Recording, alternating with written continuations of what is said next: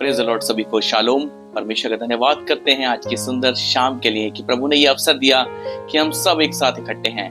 और सच में जितने भी व्यूअर्स हैं मैं उन सब का धन्यवाद देता हूँ और लॉर्ड स्ट्रेंथ मिनिस्ट्री में आप सबका स्वागत करता हूँ। और मैं विश्वास करता हूँ कि आप बीते जितने भी मैसेजेस रहे हैं उनसे आशीषित हुए होंगे। मैं प्रभु का धन्यवाद देता हूँ और मैं सच में इस बात से बहुत आनंदित हूँ कि आप सभी लोग इन मैसेजेस को रेगुलर देखते हैं और उनसे आशीषित होते हैं। आइए हम आज के वचन की ओर चलते हैं। और आज का वचन जैसा कि मुझे मिला कि हम निकालेंगे यूहन्ना 17 अध्याय। और यूहन्ना 17 अध्याय में जब चीजें हमें मिलती हैं, हम बहुत बातों को समझ पाते हैं, तो उसमें यीशु की महायाजकीय प्रार्थना है जो कि स्वयं के लिए उन्होंने करी। उन्होंने स्वयं के लिए प्रार्थना करी और इस प्रार्थना के द्वारा यीशु मसीह हमें ये सिखाते हैं कि हमें किस रीति से प्रार्थना करनी चाहिए। और आज का जो हमारा टॉपिक है वो यही है कि हमें प्रार्थना कैसे करनी चाहिए, हम किस प्रकार प्रार्थना को कर सकते हैं। आज बहुत से ऐसे लोग हैं संसार में जिन्हें प्रार्थना करनी नहीं आती। वो सिर्फ प्रार्थना कक्ष में जाते हैं, वो सिर्फ परमेश्वर के भवन में जाते हैं और अपनी चीजों को रख देते हैं और अपनी जो भी उनकी इच्छाएं होती हैं, जो भी उनकी डिजायर्स होती हैं, वो उनको सिर्फ प्रभु के सामने रखकर आ जाते हैं। पर कभी भी कोई ये नहीं जानना चाहता कि पिता की इच्छा क्या है, परमेश्वर की इच्छा क्या है। हम अपनी बातों को रखें, अच्छी बात है, पर परमेश्वर की इच्छा को जाने ये बहुत बड़ी बात है। क्योंकि बहुत कम ही लोग हैं जो प्रार्थना कक्ष में बैठते हैं और पिता की इच्छा को जानते हैं। और जब पिता की इच्छा को वो जानते हैं तो बहुत सी बातों को, बहुत से प्रकाशनों को वचन के द्वारा, वो प्रभु के संगति के द्वारा वो प्राप्त करते हैं। बहुत से ऐसे प्रकाशन आप देखते होंगे, कई बड़े बड़े प्रभु के दास दासी रहे जिन्होंने कई किताबें लिख दी। कैसे? क्योंकि वो प्रकाशन प्रभु की ओर से मिलता है। और जब तक परमेश्वर की ओर से ना दिया जाए तो कोई कैसे प्राप्त करे, ये प्रभु का वचन कहता है। और आज के वचन के द्वारा हम सीखेंगे कि हम कैसे प्रार्थना कर सकते हैं, है ना। आइए हम वचन की ओर चलते हैं। वचन कहता है कि यीशु ने ये बातें कही और अपनी आंखें आकाश की ओर उठाकर कहा, हे पिता, वो घड़ी आ पहुंची है, अपने पुत्र की महिमा कर कि पुत्र भी तेरी महिमा करे। यूहन्ना 17 उसकी पहली वर्ष कहती है, 17 उसकी पहली आयत कहती है कि यीशु ने ये बातें कही और अपनी आंखें आकाश की ओर उठाकर कहा, हे पिता, वो घड़ी आ पहुंची है, अपने पुत्र की महिमा कर कि पुत्र भी तेरी महिमा करे। आप जानते हैं यीशु मसीह ये जो प्रार्थना कर रहे हैं वो क्या कह रहे हैं? वो कह रहे हैं अपने पुत्र की महिमा कर। और पिता अपने पुत्र की महिमा किस रीति से करता है कि जब वो क्रूस पर बलिदान होता है और तीसरे दिन मुर्दों में से जी उठता है और आसमान पर पिता के दाहिने हाथ जा बैठता है, वहां पुत्र की महिमा हुई। और वो कह रहा है कि पुत्र भी तेरी महिमा करे। जैसे ही पुत्र क्रूस पर बलिदान होता है और मृत्यु को हरा देता है, यानी कि मृत्यु पर जयवंत हो जाता है और तीसरे दिन मुर्दों में से जी उठता है और पिता के पास जा बैठता है और पिता के दाहिने हाथ जा बैठता है, तो वहां वो पिता की महिमा करता है। दोनों ही बातों में पिता और पुत्र एक दूसरे की महिमा करते हैं। पर मैं बताना चाहता हूं कि यहाँ पिता, पुत्र, पवित्र आत्मा एक ही है। वो एलोहीम है, वो एल शद्दाई है, वो अदोनॉय है, वही एकमात्र परमेश्वर है और वही इकलौता परमेश्वर है। वो परमेश्वर इकलौता है, हम उसे कहेंगे परमेश्वर इकलौता। और उसने पिता की महिमा करी और वो पुत्र की रीति पर आया और उसने अपने आप के अंदर से पिता को प्रकट किया। हालेलुया। और हम आगे इसमें देखते हैं कि क्योंकि तूने उसको सब प्राणियों पर अधिकार दिया। पिता ने यीशु मसीह को यह अधिकार दिया कि वो सारी पृथ्वी पर, सारे प्राणियों पर अपना अधिकार स्थापित करे, क्योंकि सब कुछ उसी के द्वारा बनाया गया था। और कह रहा है कि जिन्हें तूने उसको दिया है उन सबको वो अनंत जीवन दे। और यीशु मसीह अपने वचन के द्वारा इन 3.5 साल की सेविकाई में अपने वचन के द्वारा बहुत से लोगों को जीवन देकर गए, बहुत से लोगों को तैयार करके गए, बहुत से चेले और बहुत से डिसाइपल्स, बहुत से ऐसे लोग खड़े हो गए जो यीशु मसीह की गवाही सत्य की रीति पर देते हैं। हालेलुया। और यीशु मसीह ने सत्य को अपने जीवन से प्रकट किया।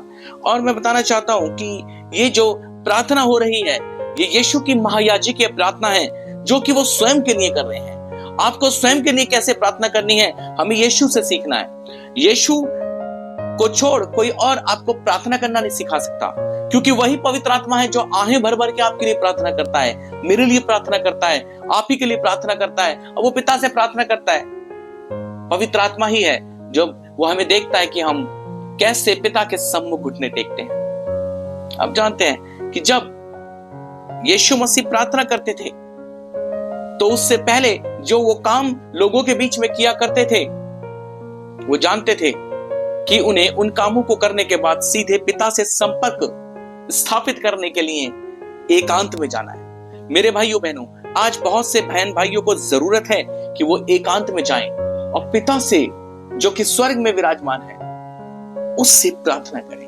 और उसने कहा है कि जो कुछ तुम मेरे नाम से मांगोगे, मत्ती 21:22 कहता है कि जो कुछ तुम मेरे नाम से मांगोगे वो तुम्हें मिल जाएगा। हाँ, सच में यीशु ने कहा और इस बात को कहा और कह रहा है कि और अनंत जीवन, यूहन्ना इस बात को बहुत बारीकी से लिखते हैं, और अनंत जीवन ये है कि वे तुझे एकमात्र सच्चे परमेश्वर को और यीशु मसीह को जिसे तूने भेजा है जाने। और ये बहुत गहरी बात है। अनंत जीवन क्या है? अनंत जीवन मेरे भाई बहनों ये नहीं है कि हम संसार में हर एक चीज को प्राप्त करें, हम बड़े से बड़े पद को प्राप्त करें, हम बड़ी से बड़ी सफलता को प्राप्त करें। ये अनंत जीवन में नहीं है। हम बहुत धन इकट्ठा कर लें, ये अनंत जीवन नहीं है। हम अपने बेटे बेटियों को, पोते पोतियों को उनको सफलता प्राप्त करवा दें, ये अनंत जीवन नहीं है।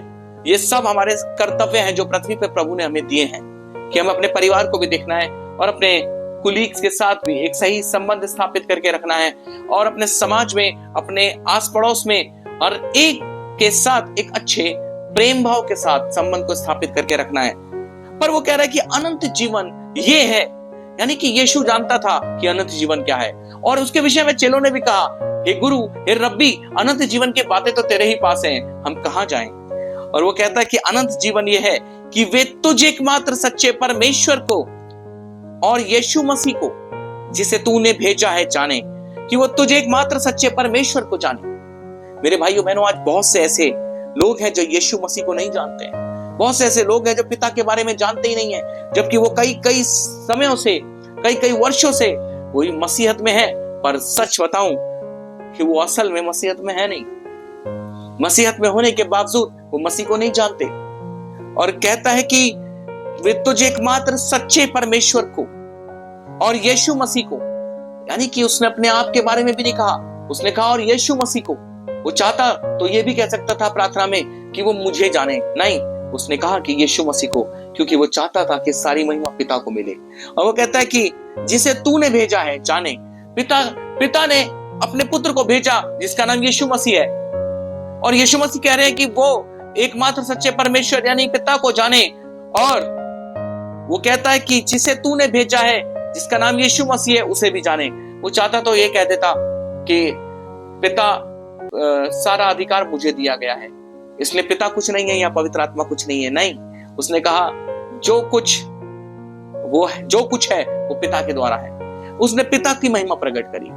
उसने कहा कि उसने अपने वचन से, अपने नाम से ज्यादा अपने वचन को महत्व दिया है। उसने अपने नाम से ज्यादा अपने वचन को महत्व दिया है। और वो कह रहा है कि जो कार्य तूने मुझे करने को दिया था उसे पूरा करके मैंने पृथ्वी पर तेरी महिमा को की है। आज मेरे भाइयों बहनों, जो कार्य पिता ने यीशु को सौंपा था उसने पूरा किया, और 3.5 साल वो पूरी दुनिया को हिलाकर चला गया। क्यों?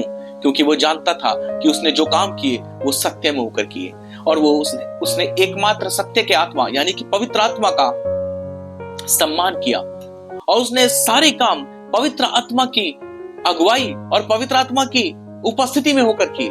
उसने कभी भी अपने नाम को महिमा नहीं दी, उसने सिर्फ वचन को महिमा दी, उसने पिता को महिमा दी, उसने पवित्र आत्मा के कार्यों को सराहा, और उसने अपने पिता के उन कामों को, अपने पिता के स्वभाव को अपने अंदर से प्रकट किया, और पवित्र आत्मा के कामों को अपने द्वारा लोगों के जीवन में प्रकट किया। हालेलुया। और सच में आज का वचन जो हमें सिखाता है वो यही कहता है कि उसे पूरा करके मैंने पृथ्वी पर तेरी महिमा की है।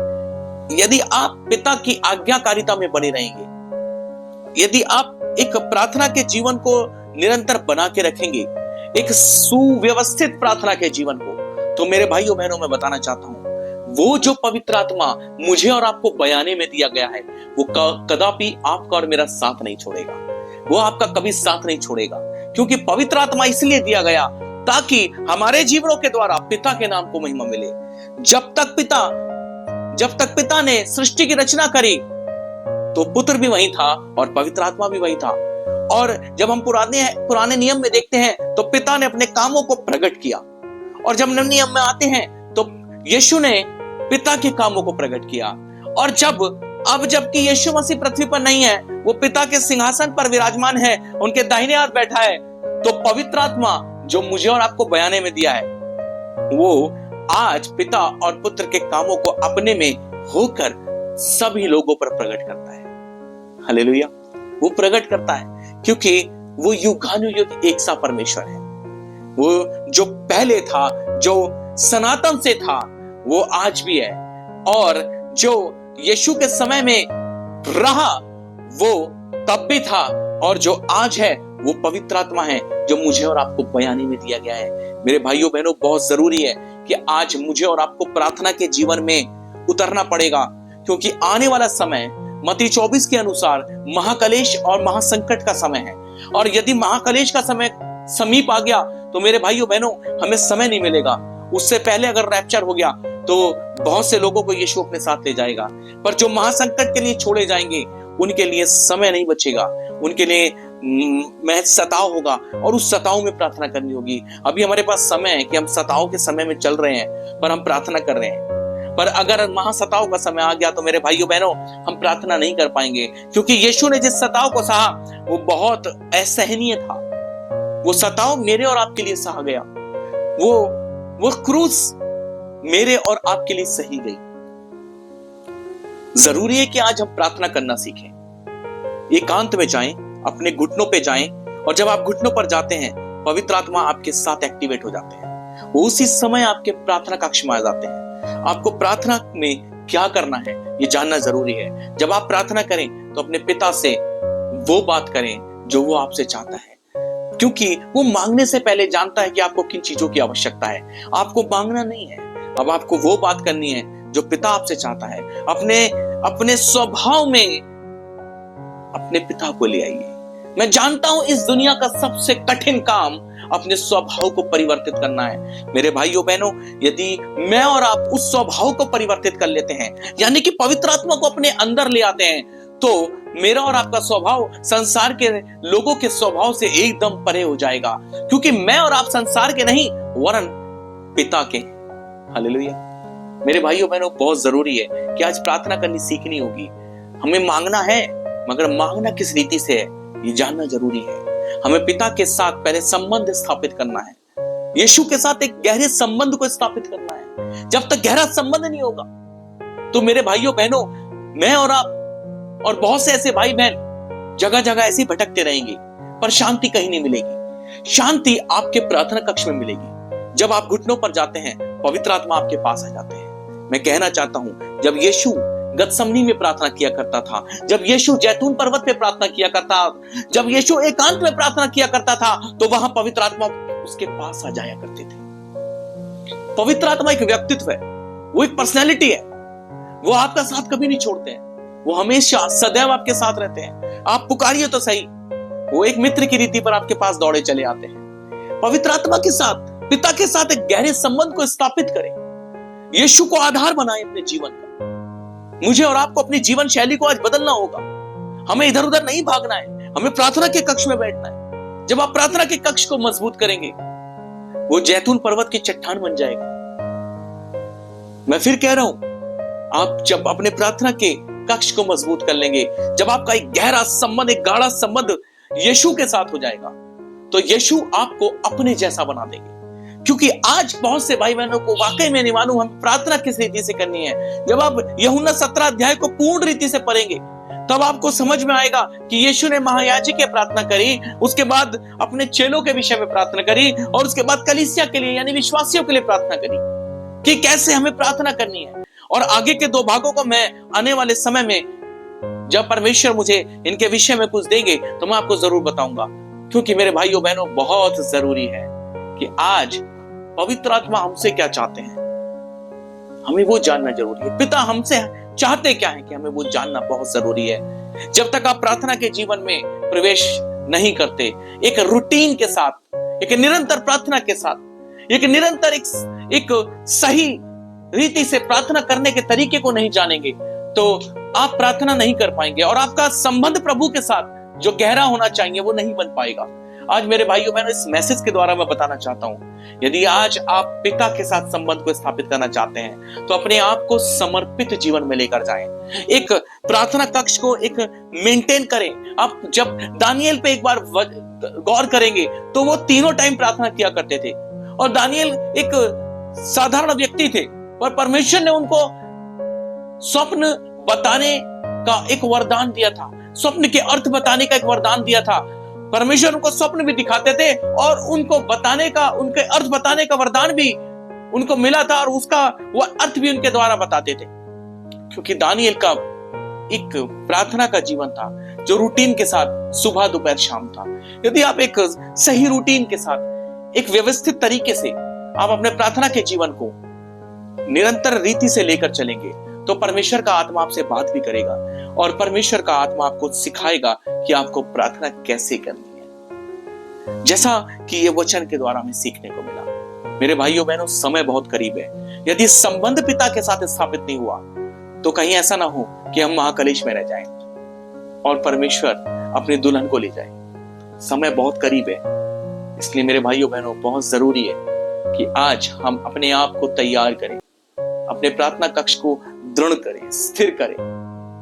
प्रभु इस वचन के द्वारा, इस मैसेज के द्वारा आप सबको आशीषित करें और मैं विश्वास करता हूं कि आप सब लोग इस मैसेज के द्वारा जरूर अपनी गवाहियों को देने पाएंगे।